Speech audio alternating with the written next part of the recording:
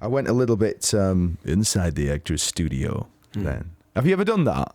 I have, yeah. Have you done it? Oh, we're all going to YouTube that. I'll tell you something. What's the best thing about doing that? I think the best thing is that...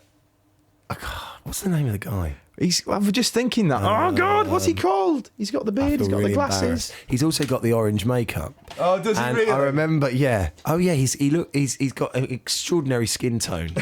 And I remember sitting in the makeup room before and he went, do you want to use my makeup artist? And I was like, not really. Not really. I'm all right, mate. I don't want to look like an Oompa Loompa. No. I don't want to look as though I've got some kind of liver issue. James Lipton. That's it. James Lipton. James Lipton. Now we're going to talk about the talented Mr. Ripley. Yeah, exactly. I love all that though.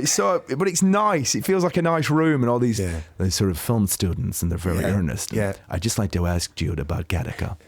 I love all that. It's great. But we quickly mentioned actually, before I go any further, the film starts, Jude's part in the film, it begins with him speaking French, ladies. And that's enjoyable. I mean, I'm a heterosexual man. But I enjoyed it because it felt like you were fluent, you were conversant. You know, do you do a bit of French? I do speak a bit of French, yeah. Go on, man. Well, un petit peu. Petit peu. Only a little. Petit peu. I had a long conversation with some French people just the other day and was telling them about how it was Phoenix actually. The band Phoenix. You speak fluent French? You can converse. I was going to say un poco then, but that's Spanish. Voiture, l'arbre, oui. poubelle.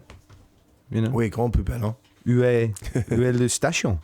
Mange-tu. But also we quickly... Au revoir, mange-tu. Isn't that what Tellboy always used to say? Yeah. Mange-tu. Au revoir, mange-tu. Oui. Is there anything that you can tell us about the life of a movie star which would make us feel better about not being one? Doing interviews like this? No. The hours are rotten. When you're on a film, is it a little bit, oh my God, full on. Then you're off on a yacht. Of course. A yacht park round the corner for every time you get an hour off. I think, I'll be honest, I look at my job and I love my job. I'm very, very lucky. And if you're careful, you get to work with people that, half decent folk as well, who are nice and inspiring. And I can't complain. No. Really. I mean, sure, there are side effects to the job. Like what you did. Like that? 8th of March. And, but those are, you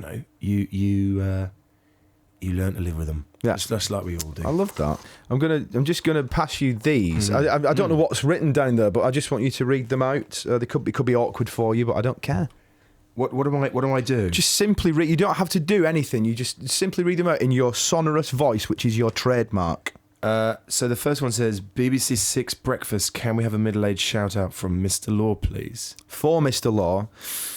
Okay, that's from Mr. Law. From Mr. Law. That's putting you right on the spot, though. I don't know if I can do one. I think that will be belittling what I do. I really don't want to tread on your toes because you do them so well. Thank you. That was well got out. Please tell Jude he was very good in Anna Karenina. Thank you. Did you? Yes, because that's only recently been out as well. Big success. Last year, last September. It was an interesting project to do. Yeah, it was. What else did it say? Please ask Jude if another Sherlock Holmes film is on the cards. Bumped into him once at Waitrose. Was he? Does it say if you were rude or not? It doesn't. Doesn't say. No, probably. But he doesn't. Possibly. He doesn't then swear at me or anything. So that's good. And what? Because you and Robert obviously get on like a house on fire. We're very good at pretending we do. He's been saving the world in so many different guises. I'm gonna have to wait for. Iron Man 3 and Avengers and he's come late to that, but he's doing it, isn't he? He's really into it. He is. Is he all buff now and all that? He's a fit guy. Yeah. Very health conscious. Wasn't always, but is now. For all I know, is we are meeting. Well, there's talk that we're going to meet in March and start the script process. But I hope we do. I had a lot of fun making those and it's not like there's not a lot of material for us to dig about in. We've got so many other books to sort of rummage through and lots of ideas still that kind of kicked up while we were doing the second one. So I think we probably will. Where there's a will, there's a way. There's a way. Well, we hope so. Well, whatever you're in, we're going to watch it because we like you. Thanks. We think you're a decent guy. Thanks. You're a stand-up guy. You're a good actor. You're great in Side Effects. You must watch it. It really is. And I'm not just saying it because sometimes you go to a screen and your heart's in your heart's in your stomach because you think, oh, I've got to talk to this geezer tomorrow. It's going to be awful. I'm just going to paint on a smile. But it's really good. It's a real gripper. Catherine Zeta-Jones and Rooney Mara and Channing Tatum and everybody in it. They're fantastic. It's out on the 8th of March. It is. But no, we're going to have to let you go. You've got other things to do, as have we. We've got to crack on too. But what a joy. Thank you for having me. Anytime. I'll come back. Anytime. I'd love to.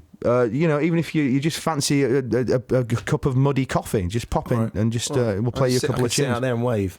But what else could we finish a wonderful interview with Jude Law with, other than a piece of music from the Beatles? I know it's obvious, but we're going to play it. Here it is. This is Hey Bulldog.